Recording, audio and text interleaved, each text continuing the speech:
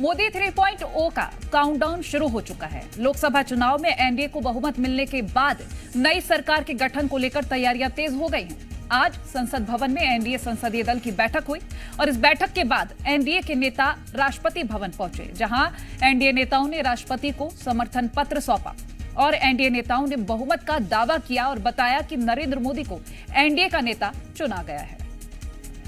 संसद का central hall आज एक बार फिर ऐतिहासिक पल का गवाह बना। एनडीए संसदीय दल की बैठक में कई ऐसी तस्वीरें देखने को मिली जो लोगों के जहन में बस गई। पीएम मोदी जब संसद के सेंट्रल हॉल पहुंचे तो पूरा हॉल मोदी मोदी के नारों से गूंज उठा।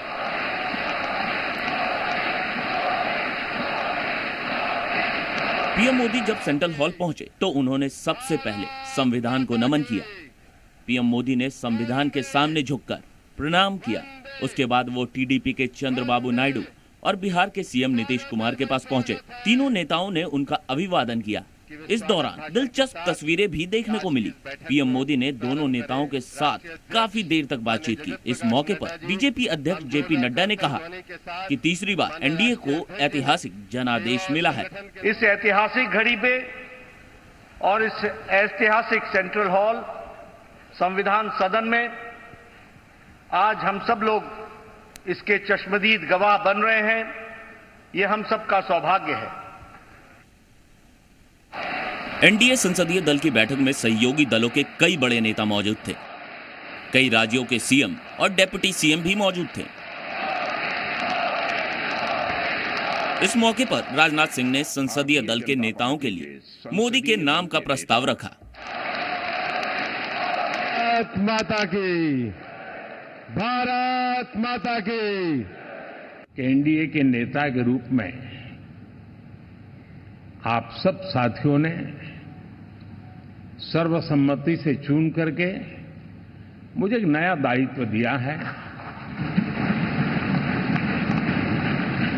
और इसके लिए मैं आपका बहुत बहुत आभारी हूं। एनडीए आज ही सरकार बनाने का दावा पेश करेगा। 9 जून को शाम 6 बजे राष्ट्रपति भवन में मोदी को प्रधानमंत्री पद की शपथ दिलाई जाएगी। संसदीय दल की बैठक में पीएम नरेंद्र मोदी ने विपक्ष पर निशाना साधा। पीएम ने कहा कि 10 साल बाद भी कांग्रेस 100 के आंकड़े को नहीं छू पाई। अगर 2014, 2019 और 2024 के चुनाव को जोड़कर देखें तो 3 चुनावों में कांग्रेस को जितनी सीटें मिली उससे ज्यादा हमें इस चुनाव में मिली हैं। ये लोग तय करके बैठे थे कि भारत के लोकतंत्र और लोकतंत्र की प्रक्रिया के प्रति विश्वास ही लोगों का उठ जाए और लगातार ईवीएम को गाली देना। और मुझे तो लगता था कि शायद इस बार वो ईवीएम की अर्थी का जुलूस निकालेंगे, लेकिन 4 जून शाम आते आते उनको ताले लग गए। ईवीएम ने उनको चुप कर दिया।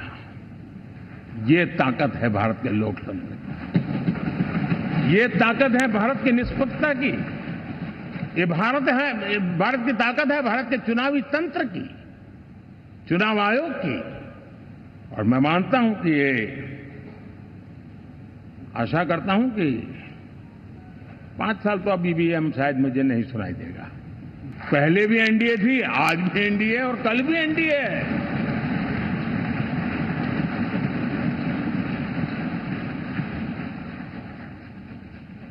आप सोचिए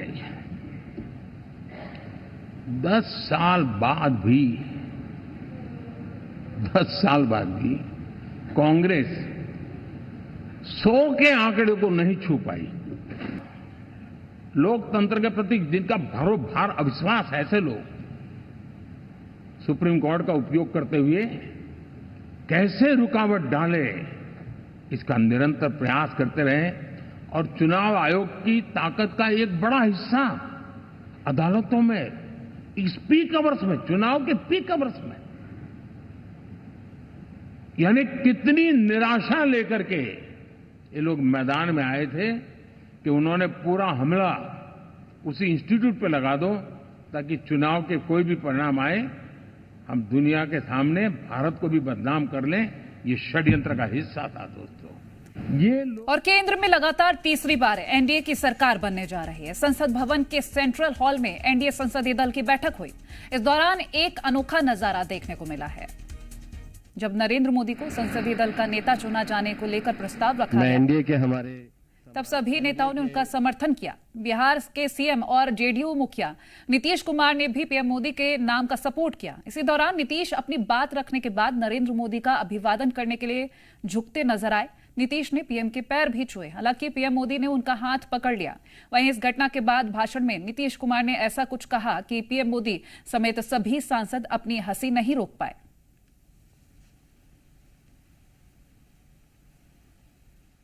ये प्रधानमंत्री हैं और फिर प्रधानमंत्री होने जा रहे हैं और इन्होंने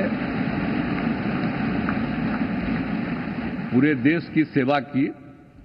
अब पूरा भरोसा है कि जो कुछ भी बचा है अगली बार ये सब पूरा कर देंगे और जो भी हर राज्य का है, और हम लोग पूरे तौर पर सब दिन इनके साथ रहेंगे। इस बार हम देखें कि कुछ इधर उधर कुछ जीत गया है, अगली बार सब हारेगा, हमको पूरा भरोसा है।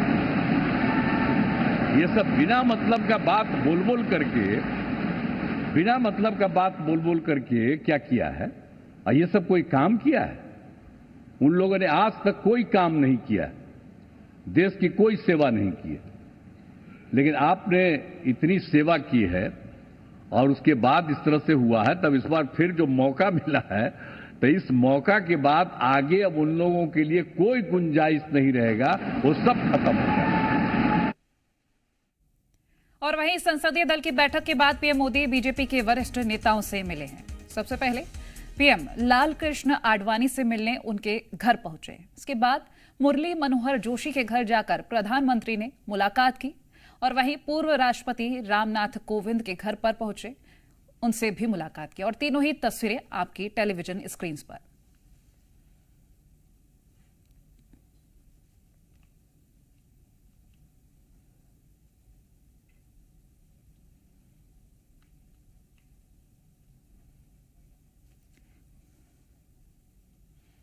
तो ये तस्वीरें हम आपको दिखा रहे हैं। 3 तस्वीरें आप देख रहे हैं जहां आडवाणी से मिलने जब पीएम पहुंचे थे। या गठबंधन का एक दस्तूर ही कहें कि गठबंधन में जब भी कोई रहता है और जब खास तौर पे क्षेत्रीय दल उसमें साथ में जुड़े हुए हैं, तो हर एक का कोई न कोई अपना एक रुख होता है, कोई अपनी महत्वाकांक्षा होती है और उसको साधने की कोशिश करता है। और यही कारण है कि आप यदि जदयू की तरफ से देखें तो जदयू ने विशेष राज्य का दर्जा की भी मांग यहाँ पर की है और तमाम नेता जिनसे हमारी बात हुई तो उन्होंने विशेष राज्य दर्जे की मांग की। उसके साथ ही साथ रेल मंत्रालय की यहाँ पर बात की गई है। मैं आपको बता दूं कि जो हमारे सोर्सेज हैं उसके हिसाब से जदयू की तरफ से रेल मंत्रालय और कृषि मंत्रालय 2 मंत्रालय ऐसे हैं जिनको की मांग किया गया। उसके साथ एक तीसरे मंत्रालय की भी यहाँ पर जदयू की तरफ से मांग की गई और ये 4:3 का रेशियो है। 4 सांसद पे 1 मंत्री का रेशियो बनाया जा रहा है, जिसमें जैसे 12 जदयू के पास हैं तो 3 मंत्री उसके होंगे और उसके अलावा एक MOS होगा। उसके साथ ही साथ आप जब देखें तो TDP के पास 16 हैं तो उसके बाद 4 उसके पास मंत्री होंगे। तो ये एक रेशियो बनाया जा रहा है। गठबंधन के जब आप चलते हैं तो गठबंधन की सरकार आप देखेंगे तो अटल बिहारी वाजपेयी की भी सरकार गठबंधन की थी, यूपीए की सरकार पूरी गठबंधन से ही चली थी और 5-5 साल ये दोनों के दौर पूरा किए थे। आप यदि अटल बिहारी वाजपेयी की सरकार 2004 के बाद आप जब आप देखें तो जब जाने के बाद आप यूपीए की पूरी सरकार आप देखें तो 5 साल मनमोहन सिंह ने किया, उसके बाद 2009 में फिर उसके बाद सरकार बनी, फिर उसके बाद 2009 में भी सरकार बनी थी, वो भी पूरे गठबंधन से ही थी। तो ये एक गठबंधन की लेकिन मजबूरी होती है कि सबको साथ में लेकर के साथ करके चलना होता है। अब टीडीपी की आप देखेंगे तो टीडीपी का बयान जिस तरीके से, क्योंकि यही मुस्लिम आरक्षण के मुद्दे पर सरकार या कहें तो प्रधानमंत्री नरेंद्र मोदी खुद मुखर दिखाई दिए थे और लेकिन अब खुद ये टीडीपी की तरफ से कहा गया है कि मुस्लिम आरक्षण को लेकर के उसने सहमति कहा है कि ये रहेगा। तो ये कहीं एक सीधे तौर पे सबको साधने का प्रयास यहाँ पर करना पड़ेगा। और देखिए, गठबंधन के साथ सरकार बनाने जा रहे हैं तो सबको साधने की ज़रूरत भी है और मोदी 3.0 का काउंटडाउन शुरू हो गया है। कुछ तस्वीरें तो हम आपको दिखा रहे हैं जब नीतीश कुमार पीएम नरेंद्र मोदी से मिले और झुके उनके पैर छूने के लिए, लेकिन वहां उन्होंने हाथ पकड़ लिया और उनका अभिवादन स्वीकार करते हुए आगे बढ़े। फिलहाल आपको बता दें कि 9 जून को नई सरकार का गठन होगा। नरेंद्र मोदी एक बार फिर से यानी कि तीसरी बार पीएम पद की शपथ लेंगे और मोदी 3.0 का आगाज होगा। तो जो एनडीए को जीत मिली उस आधार पर समर्थन पत्र भी राष्ट्रपति को सौंप दिया गया है। जदयू और टीडीपी की ओर से समर्थन पत्र सौंप दिया गया है। शाम 6 बजे राष्ट्रपति भवन जाएंगे प्रधानमंत्री। ये ताजा जानकारी आपसे साझा कर रहे हैं। राष्ट्रपति द्रौपदी मुर्मू से वो मुलाकात करेंगे और सरकार बनाने का दावा पेश करेंगे। आपको बता दें, बीते कल उन्होंने अपना इस्तीफा दिया था और आज वो राष्ट्रपति से मुलाकात करेंगे, सरकार बनाने का दावा करेंगे। तीसरी बार पीएम पद की शपथ लेते हुए 9 जून को नजर आएंगे नरेंद्र मोदी और मोदी 3.0 का आगाज होगा 9 जून से। फिलहाल आज शाम 6 बजे मुलाकात करने जा रहे हैं राष्ट्रपति से।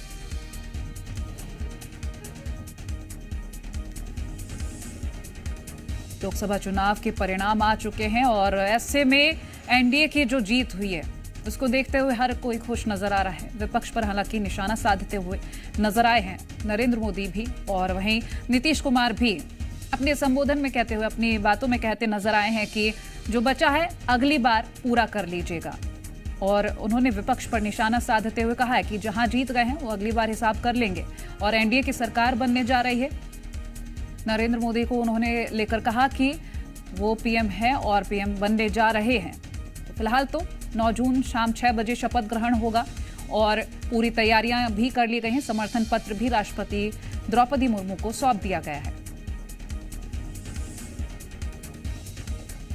बड़ी खबर हम आपसे साझा कर रहे हैं। विपक्ष ने हालांकि जो INDIA गठबंधन है उसने विपक्ष में रहने का ही फैसला किया है, तो ये एक बड़ी बात है। फिलहाल तो आपको बता दें, आज एनडीए की जो बैठक हुई थी उसमें ये तमाम वक्तव्य सामने आए हैं जो हमने आपको साझा की।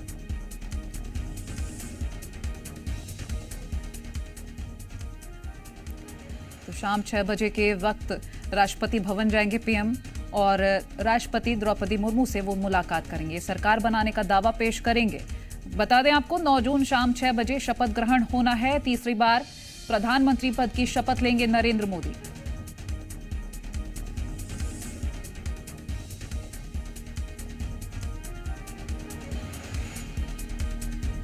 तो लोकसभा चुनावों में जो तस्वीरें रही हमने आपसे लगातार साझा की हैं, क्योंकि अब परिणाम आ चुके हैं, नई सरकार का गठन होने जा रहा है। 9 जून को शाम 6 बजे शपथ ग्रहण समारोह होगा और फिलहाल आपको ये भी बता दें, शपथ ग्रहण समारोह के लिए पड़ोसी देशों में भी इन्विटेशंस भेजे गए हैं। फिलहाल ये तस्वीरें कुछ आपको एक बार दिखा देते हैं। ये तस्वीरें हम आपको दिखा रहे हैं लाल कृष्ण आडवाणी के जब घर पहुंचे थे कार्यवाहक प्रधानमंत्री नरेंद्र मोदी। दूसरी तस्वीर मुरली मनोहर जोशी के घर पहुंचे थे उनसे मुलाकात करने, और पूर्व राष्ट्रपति रामनाथ कोविंद से जो मुलाकात हुई।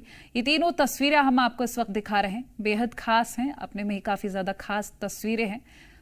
और अक्सर ऐसा देखा गया है कि प्रधानमंत्री नरेंद्र मोदी मुलाकात करते हैं और अब नई सरकार के गठन से पहले उन्होंने ये मुलाकात की है और कहीं ना कहीं अब ये मुलाकात के बाद आशीर्वाद लेने के बाद वापस लौटे हैं। तो 9 जून को अब नई सरकार का गठन होगा, शाम 6 बजे शपथ ग्रहण होना है।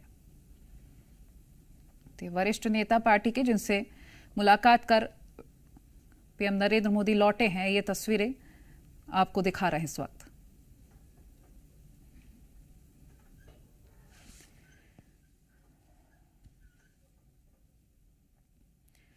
तो नरेंद्र मोदी तीसरी बार देश के प्रधानमंत्री पद को संभालने जा रहे हैं और इसी के साथ एनडीए ने अपना पूरा समर्थन उनके नाम पर दिया है। आपको बता दें, एनडीए के संसदीय दल के नेता चुने गए हैं। नरेंद्र मोदी एक बार फिर से वो प्रधानमंत्री बनने जा रहे हैं